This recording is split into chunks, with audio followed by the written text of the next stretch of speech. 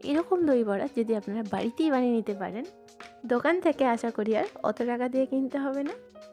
আর perfect দই বড়ার সাথে সাথে 2 রকমের চাটনি, ভাজা মশলা ও আরও অনেক রকমের টিপস অ্যান্ড ট্রিক্স এই ভিডিওতে আমি আপনাদেরকে শেয়ার করব। বাই দ্য ওয়ে, আপনারা দেখছেন ইউনিক কিচেন রেসিপি। আজকের রেসিপি হলো দই বড়া।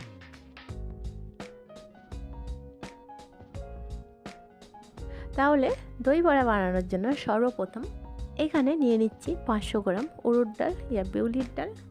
এই বিউলির ডালটাকে আমি আগে থেকেই ভিজিয়ে রেখেছি।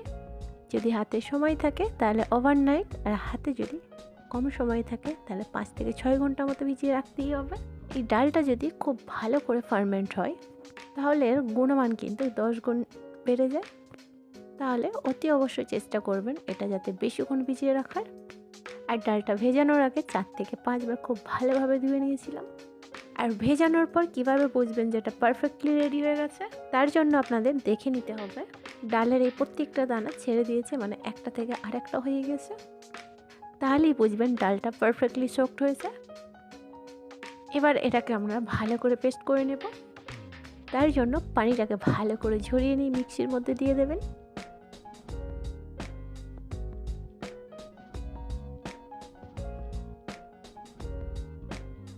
আর মিক্সিতে পেস্ট করার সময় প্রথমেই আপনারা পানি দিয়ে দেবেন না, 2 থেকে 3 বার ভালো করে একটু পেস্ট করে নিয়ে তারপর যতটা কম পানি দেওয়া যায় তারপরেই পেস্ট করে নেবেন।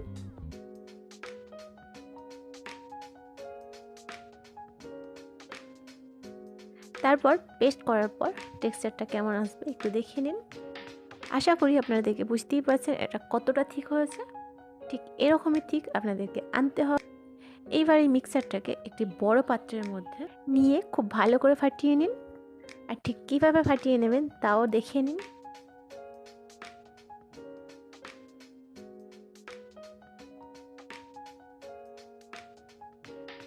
এই মিক্সারটাকে ঠিক আপনাদের একটা ডাইরেকশানেই ঘোরাতে হবে। যদি আপনারা ক্লক ওয়াশে ঘোরান তো ক্লক ওয়াশেই ঘোরাবেন, আর যদি অ্যান্টি ক্লক ওয়াশে ঘোরান তাহলে অ্যান্টি ক্লক ওয়াশেই ঘোরাবেন।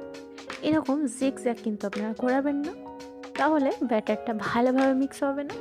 আর দই বড়া একদম পারফেক্ট করার জন্য এই টিপসগুলো আশা করি আপনাদের নিশ্চয়ই কাজে লাগবে। 5 থেকে 7 মিনিট আপনাদের ভালো করে মিক্স করে নিতে হবে। তাহলেই দেখবেন এই ব্যাটারটা আস্তে আস্তে ফ্লাফি হয়ে যাবে আর খুব সুন্দর একটা শাইনিও চলে আসছে। এরপর পাত্রটা তুলে নিয়ে এইভাবে একটু মেশাতে পারেন।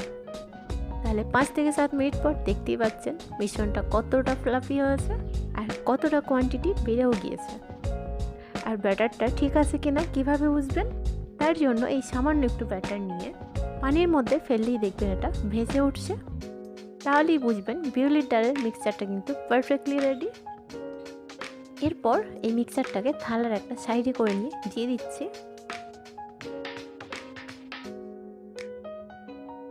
স্বাদ মতো নুন, 2 চা চামচ মৌরি, 1 চা চামচ গোটা জিরে।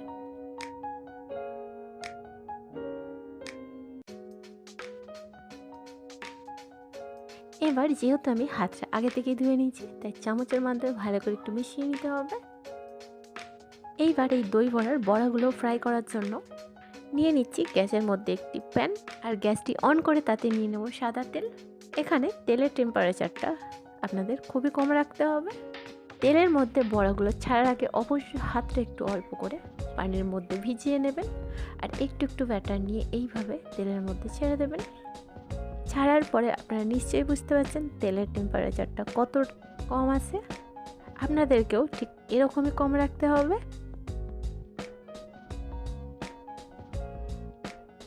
আর বড়াগুলো চেষ্টা করবেন খুব বেশি ওভার ক্রাউডেড না করে ভাজার, একটু খালি খালি করে ভেজে নিলেই এটা খুব ভালো করে ভাজা হয়ে যায়।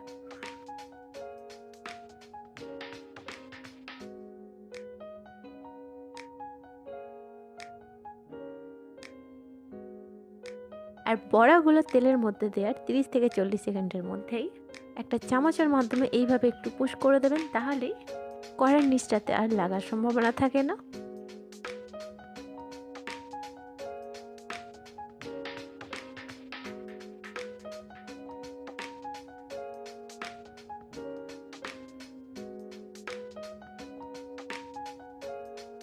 আর আর চামচের মাধ্যমে এইভাবে একটু তেলটা স্প্রেড করবেন, তাহলে বড়াগুলোর ফোর সাইডেই খুব ভালোভাবে কুক হয়ে যাবে। আর বড়াগুলোর একটা সাইডে কালার চলে আসলে ওপর দিক থেকে এইভাবে পাল্টে দেবেন। 4 থেকে 5 মিনিট এটা আপনাদের খুব ভালোভাবে ভেজে নিতে হবে। অবশ্যই গ্যাসের ফ্লেমটা এই সময় স্লো টু মিডিয়াম রাখবেন। খুব যে বেশি কালার দেওয়ার এখানে দরকার আছে তা না, বাট এটা চেষ্টা করতে হবে যাতে এটা তরলি কুক হয়। বড়াগুলো ভাজা হয়ে গেলে এটাকে তুলে রাখছি আমি একটি পাত্রের মধ্যে।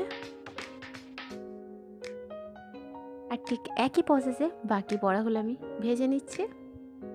আশা করছি এতক্ষণে বুঝতে আপনাদের কোনো রকম অসুবিধা হয়নি।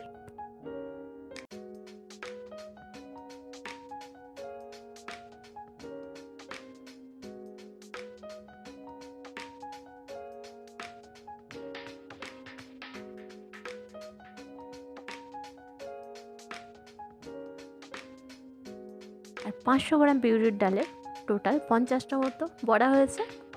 আচ্ছা, এই বড়াগুলো একটু ঠান্ডা করে নেব।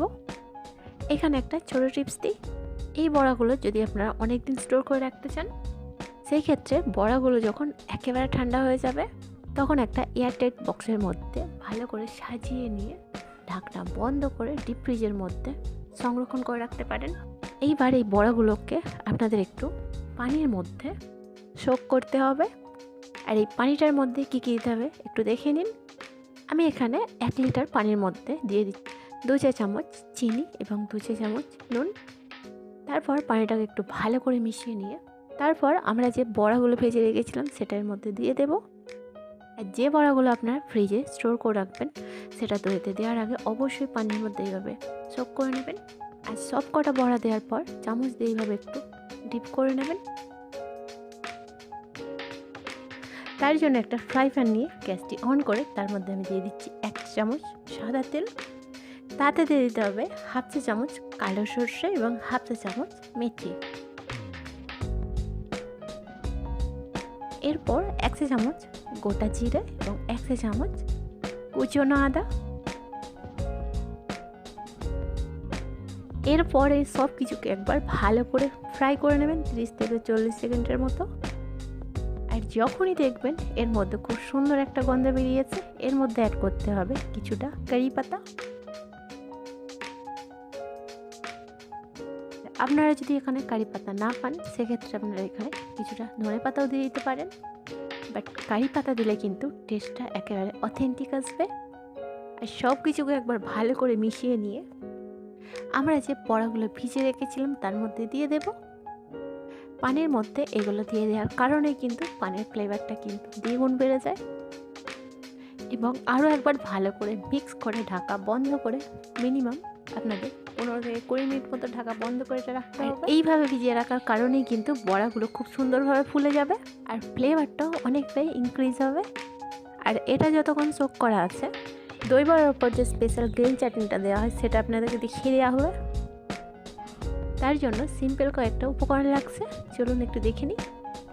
লাইটের আপ ডাউনের কারণেই কিন্তু গ্রিন চাটনিটা ব্ল্যাক লাগছে, সো প্লিজ ডোন্ট মাইন্ড। আচ্ছা, চাটনির জন্য যে যে উপকরণ লাগছে একটু দেখে নিই। যেমন 1 কাপ মতো ফ্রেশ ধনে পাতা কুচি, সাথে 1 চা চামচ পাকা তেঁতুল, সাথে ঝালের জন্য দিয়ে দিচ্ছি 5টা কাঁচা লঙ্কা, সাথে ছোট একটা আদার টুকরো এবং 10 থেকে 12টি রসুনের কোয়া। আপনাদের কাছে যদি বড় রসুন থাকে তাহলে 5 থেকে 6 কোয়া। আপনারা যদি রসুন খেতে না পছন্দ করেন তাহলে স্কিপ করতে পারেন, তবে রসুনটা দিলে কিন্তু টেস্টটা ভালো আসে। এগুলো ছাড়া কিন্তু আরও কিছু উপকরণ যায়। তার আগে এগুলোকে একে একে মিক্সারের মধ্যে পেস্ট করার জন্য দিয়ে দিই এবং আদাটা যে টুকরো করে নিয়েছিলাম ওটাও কিন্তু ছুরির মাধ্যমে স্লাইসভাবে কেটে দিয়ে দেবো যাতে পেস্ট করতে খুব ইজিলি হয়। আর এই সব কটা উপকরণ নেওয়া হয়ে গেলে এর মধ্যে দিয়ে দেবো 1 চা চামচ রেগুলার নুন, 1 চা চামচ বিট নুন, 1 চা চামচ চিনি, আমি এখানে পাউডার চিনিটা ইউজ করেছি, 1 চা চামচ চাট মশলা, 1 চা চামচ মতো পাকা তেঁতুল এবং খুবই সামান্য পানি দিয়ে এটাকে ভালো করে পেস্ট করে নেব। এরপর আরও একটা চাটনি আপনাদেরকে বানিয়ে দেখাবো, বাট তার আগে দইটা কীভাবে এখানে মিক্স করবেন সেটা দেখে নিন। আর তার জন্য এখানে আমি নিয়ে নিচ্ছি 300 গ্রাম টক দই। আর একদম দোকানের মতো টেক্সচারটা আনার জন্য একেবারে জল ঝরানো দইটা নেওয়ারই চেষ্টা করবেন। মিষ্টির জন্য দিয়ে দিচ্ছি 3 থেকে 4 চামচ মতো পাউডার সুগার। আমি এখানে পাউডার সুগারটা অ্যাড করলাম, আপনারা চাইলে দানা চিনিটাও অ্যাড করতে পারেন। এরপর হচ্ছে সামান্য পরিমাণে পানি অ্যাড করে ভালো করে এই মিশ্রণটাকে একেবারে ক্রিমি টাইপ বানাতে হবে।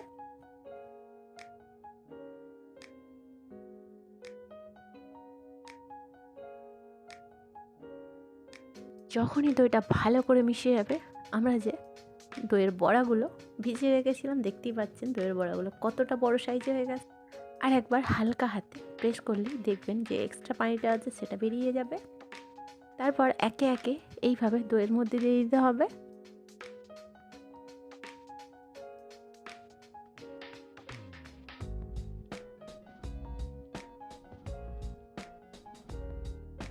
আচ্ছা, এখানে একটা কথা বলে রাখি, যখনই দইয়ের মধ্যে এই বড়াগুলো দিয়ে দেওয়ার পর একটা চামচের মাধ্যমে এইভাবে একটু ডিপ করবেন, যাতে এটা সম্পূর্ণভাবে দইয়ের মধ্যে ডুবে যায়।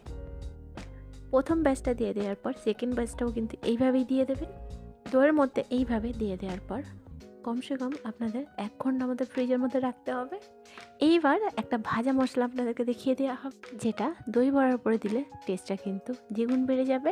তার জন্য গ্যাসটি অন করে একটি ফ্রাই প্যানের মধ্যে এখানে দিয়ে দিচ্ছি 1 চা চামচ মতো গোটা ধনে, 1 চা চামচ মৌরি, 1 চা চামচ জিরা এবং সাথে দিচ্ছি 3 থেকে 4টি শুকনো লঙ্কা এবং হাফ চা চামচ মতো নুন। এরপর গ্যাসের ফ্লেমটি মিডিয়াম টু লো করে এই মশলাগুলো খুব ভালোভাবে রোস্ট করে নিতে হবে, যতক্ষণ না এগুলোর মধ্যে থেকে সুন্দর একটা গন্ধ বেরাচ্ছে। দই বড়া বানানোর পর এটাকে ওপর থেকে ছড়িয়ে দিলে এর গন্ধটা এবং টেক্সচারটা খুব সুন্দর আসে। আর যখন এই মশলাগুলো রোস্ট হয়ে যাবে, একটু ঠান্ডা করে মিক্সির মধ্যে এটাকে দিয়ে ভালো করে একটু পাউডার করে নিতে হবে। আর এই ভাজা মশলাটা আপনারা রোস্ট করে নিয়ে পাউডার করার পর বেশ অনেক দিন ধরে স্টোর করে রাখতে পারেন। অতি অবশ্যই স্টোর করার আগে এয়ারটাইট বক্সে রাখবেন এবং যে কোনো চ্যাটের উপর দিলে মশলার বেশ দারুণ খেতে লাগে। আচ্ছা, এরপর যে চিকেন চাটনিটা বানানো হয় মানে তেঁতুলের চাটনি, সেটা আপনাদেরকে দেখিয়ে দেওয়া হবে। তার জন্য আমি এখানে 150 গ্রাম মতো পাকা তেঁতুল নিয়েছি। অবশ্যই এরকম কালো এবং পাকা তেঁতুল নেওয়ার চেষ্টা করবেন। তাতে দিয়ে দিলাম 2 কাপ মতো পানি। এই পানির মধ্যেই এটাকে খুব ভালো করে মিশিয়ে নিতে হবে, যাতে পাল্পটা খুব কমপ্লিটলি ডিজলভ হয়ে যায়। এরপর তেঁতুলের চাটনিটা ফাইনালি বানানোর জন্য একটা ফ্রাই প্যানে নিয়ে নিচ্ছি 200 গ্রাম পাউডার সুগার। আমি এখানে পাউডার সুগারই ইউজ করেছি, আপনারা দানা সুগারও ইউজ করতে পারেন, যাতে খুব তাড়াতাড়ি মেল্ট হয়ে যায়। আর এই চাটনিটা আপনাদের দোকানের মতো একদম পারফেক্টলি কালার এবং গন্ধটা আনার জন্য এই চিনিটাকে ক্যারামেল বানাতে হবে। মানে কিছুই করতে হবে না, চিনিটা এইভাবে প্যানের মধ্যে রেখে দিলেই গ্যাসের ফ্লেমটি লো টু মিডিয়াম করলে এইভাবে দেখবেন ধীরে ধীরে চিনিটা মেল্ট হতে শুরু হবে। আর যখনই দেখবেন চিনিটা মেল্ট হতে শুরু করেছে, এইভাবে মিশিয়ে নিন। আচ্ছা, 2 থেকে 2.5 মিনিটের মধ্যেই দেখবেন চিনির কালারটা বেশ সুন্দর চেঞ্জ হতে শুরু করেছে আর একদম কমপ্লিটলি মেল্ট হয়ে যাবে।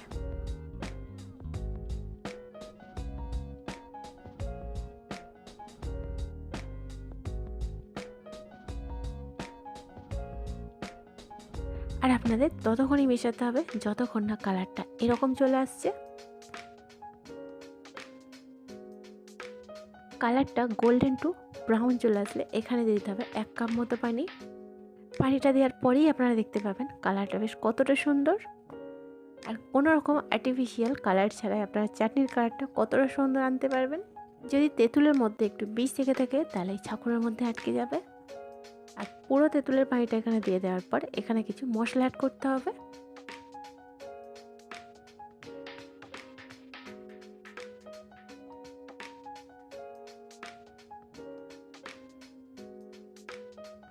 আচ্ছা, তার জন্য এখানে দিয়ে দিচ্ছি 2 চা চামচ কাশ্মীরি লঙ্কার গুঁড়ো,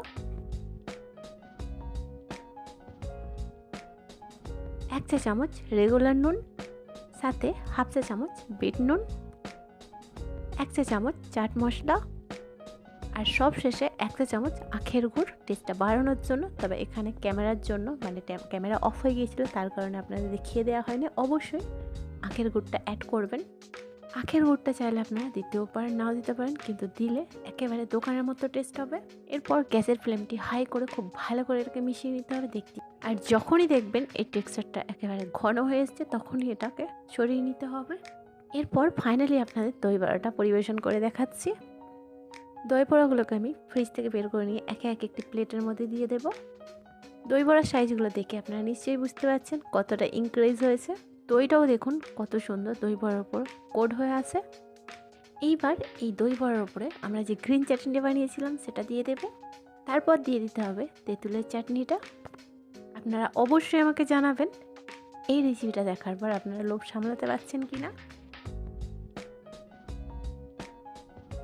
তারপর ওপর থেকে ছড়িয়ে দিন সামান্য বিট নুন। এরপর আমাদের ভেজে রাখা মশলাটাও এবং সামান্য একটু কাশ্মীরি লঙ্কার গুঁড়ো গার্নিশের জন্য। এইবার সামান্য একটু ধনেপাতা কুচি, আপনারা চাইলে একটু কাঁচা লঙ্কাও দিতে পারেন। আর সব শেষে দিয়ে দিন ওপর থেকে একটু ঝুরি ভাজা। কি লাগছে তো একেবারে দোকানের মতো। আর ভালো লাগলে অবশ্যই প্রতিবারের মতো আমাকে কমেন্টে জানাতে ভুলবেন না। বাই দ্য ওয়ে, আপনারা দেখছিলেন ইউনিক কিচেন রেসিপি চ্যানেল।